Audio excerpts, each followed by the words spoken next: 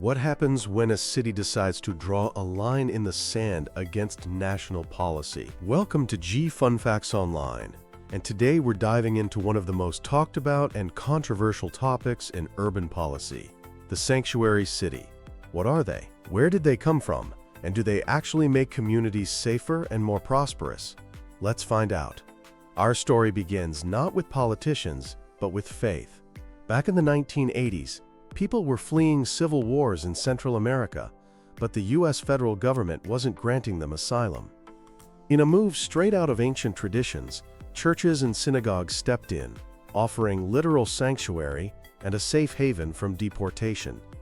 This grassroots movement found its way into City Hall in 1985, when San Francisco passed a symbolic City of Refuge resolution. This was the seed from which the modern sanctuary city movement grew. So what exactly is a sanctuary city today? Well, it's not as clear-cut as you might think. There's no single legal definition. Generally, it's a city or county that decides to limit how much it helps federal immigration agents. This can mean anything, from telling local police they can't ask about someone's immigration status, to refusing to hold people in jail just for federal immigration authorities to pick them up. It's a concept that's gone global too, with cities in Canada and the UK adopting similar ideas to welcome refugees. At its heart, this is a story about local control versus national power. Supporters of sanctuary cities have some powerful arguments, and they start with safety. Think about it. If you're an immigrant, and you're terrified that any contact with the police, even if you're the victim of a crime, could get you deported, would you call them? Probably not. This chilling effect makes it harder for police to solve crimes and protect everyone. Research actually backs this up. One analysis found that sanctuary counties have, on average, 35.5 fewer crimes per 10,000 people compared to non-sanctuary counties.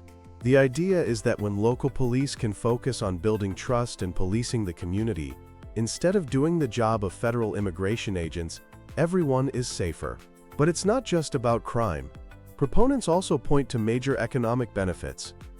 Studies suggest that sanctuary counties tend to have higher median household incomes, less poverty, and lower unemployment. When immigrants feel secure, they're more likely to participate in the formal economy, pay taxes, start businesses, and contribute to the community's growth. Of course, this is a deeply polarized debate, and there are significant criticisms.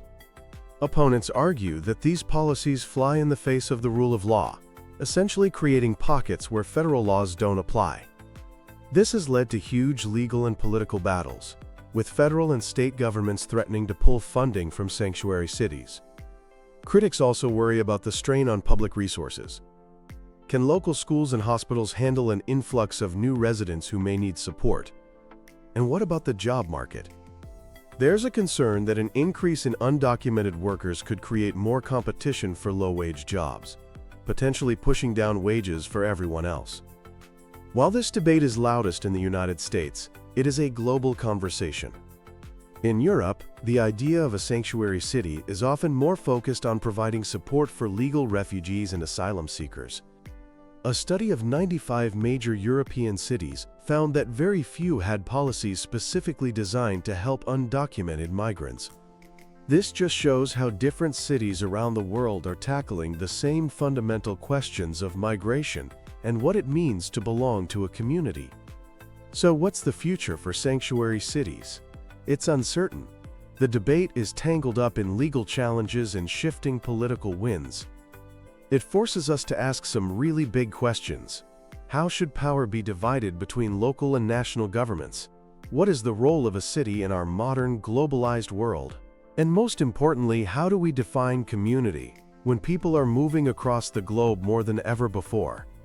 At the end of the day, behind all the laws, politics, and statistics, the story of sanctuary cities is about the lives of individuals and families, and the ongoing search for safety, security, and a place to call home. Thanks for listening to G Fun Facts Online.